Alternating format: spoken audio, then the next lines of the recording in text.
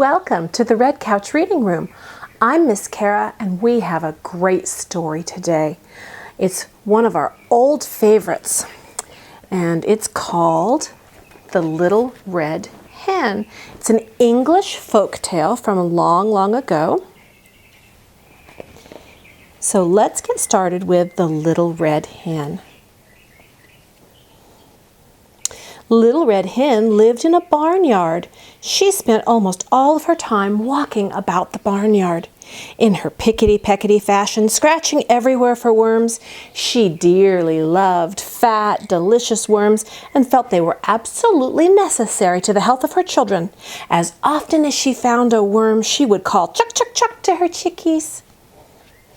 When they were gathered about her, she would distribute choice morsels of her tidbit. A busy little body was she.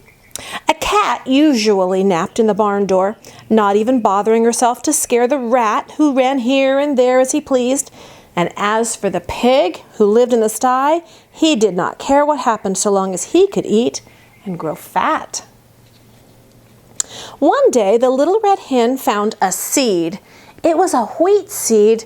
But the little red hen was so accustomed to bugs and worms that she supposed this to be some new kind of bug and perhaps very delicious kind of meat, so she bit it gently and found that it resembled a worm in no way whatsoever as to taste.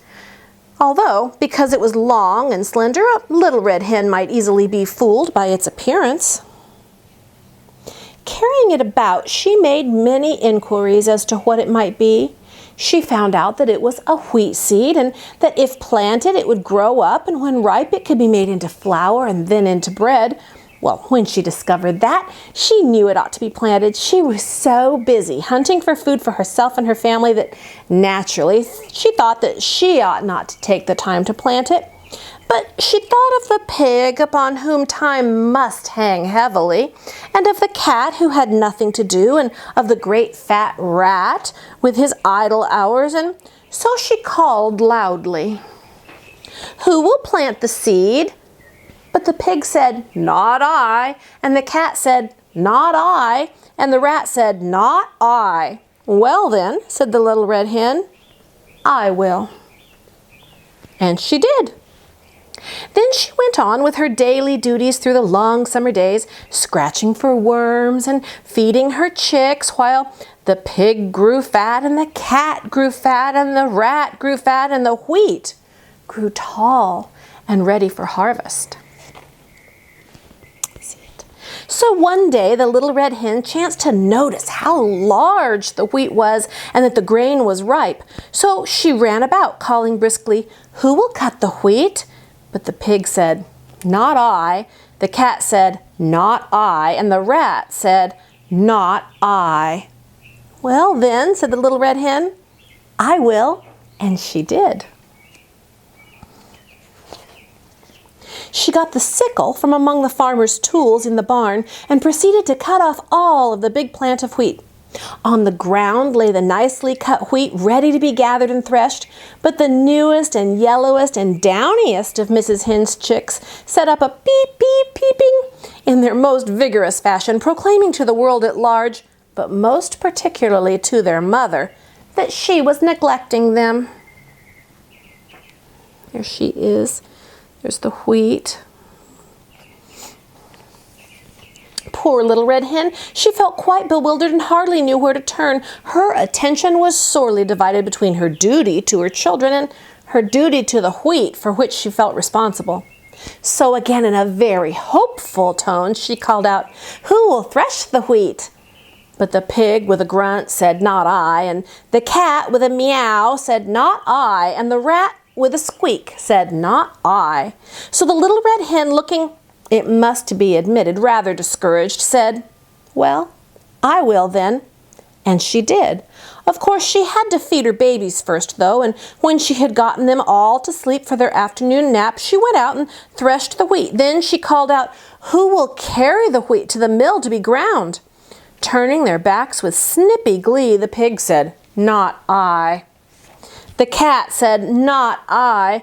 The rat said, "Not I." So the good little red hen could do nothing but say, "I will then." And she did. Carrying the sack of wheat, she trudged off to the distant mill.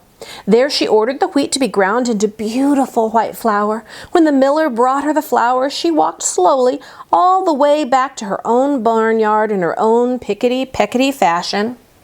She even managed, in spite of her load, to catch a nice juicy worm now and then, and had one left for the babies when she reached them. Those cunning little fluff balls were so glad to see their mother. For the first time, they really appreciated her. After this really strenuous day, Mrs. Hen retired to her slumbers earlier than usual. Indeed, before the colors came into the sky to herald the setting of the sun, her usual bedtime hour. She would have liked to have slept late in the morning, but her chicks, joining in the morning chorus of the hen yard, drove away all hopes of such a luxury. Even as she sleepily half opened one eye, the thought came to the little red hen that today that wheat must somehow be made into bread. She was not in the habit of making bread, although, of course, anyone can make it if he or she follows the recipe with care, and she knew perfectly well that she could do it, if necessary. So after her children were fed and made sweet and fresh for the day, she hunted up the pig, the cat, and the rat. Still confident that they would surely help her someday, she sang out, "Who will make the bread?" Alas for the little red hen. Once more her hopes were dashed, for the pig said, "Not I." The cat said, "Not I." And the rat said, "Not I." So the little red hen said once more, "I will then." And she did. Feeling that she might have known all the time that she would have to do it herself, she went and put on a fresh apron and a spotless cook's cap. First of all, she set out the dough as was proper. When it was time, she brought out the molding board and the baking tins, molded the bread, divided it into loaves, and put them into the oven to bake. All the while, the cat sat lazily by, giggling and chuckling. And close at hand, the vain rat powdered his nose and admired himself in a mirror. And in the distance could be heard the long, drawn-out snores of the dozing pig. At last the great moment arrived. A delicious odor wafted upon the autumn breeze. Everywhere the barnyard citizens were sniffing the air with delight. The red hen ambled in her pickety-peckety way toward the source of all the excitement. Although she appeared to be perfectly calm, in reality, she could only with difficulty restrain an impulse to dance and sing, for had she not done all the work on this wonderful bread? Small wonder that she was the most excited person in the barnyard. She did not know whether the bread would be fit to eat, but joy of joys, when the lovely brown loaves came out of the oven, they were done to perfection.